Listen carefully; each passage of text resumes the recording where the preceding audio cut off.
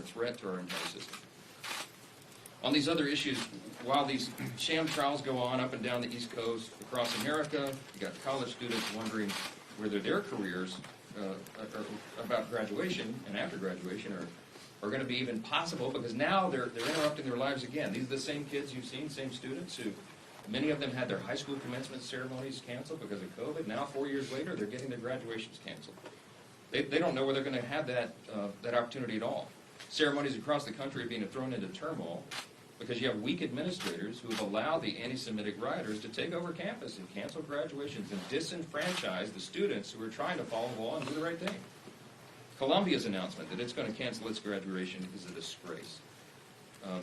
These administrators have failed to fulfill their first responsibility, and that's to keep the students safe, and there should be consequences for their inability or their unwillingness to maintain order on their own campuses. We have called for these resignations of these administrators, or they should be fired. This week, as part of our house-wide effort, you heard we're going to crack down on anti-Semitism, and we have several committees looking into the origins of that on higher education and K-12 schools. And additionally, the Oversight Committee will be looking into the encampments at George Washington University here, and we're going to ask Mayor Bowser, if she shows up for the hearing, why D.C. law enforcement has been so slow to respond to the request from the school. And with regard to Israel, and I'll take questions, just when we thought it was only university presidents who were caving into the absurd demands of the pro-Hamas students, the president himself has now reportedly halted ammunition shipments to Israel.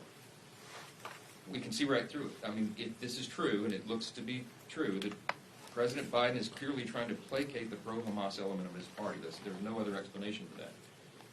And if I remember correctly, and I do because I was here, House Democrats engaged in a sham impeachment of President Trump over questions about politicizing military aid. This is what's happening. This is a report on the ground in Israel that I got this morning.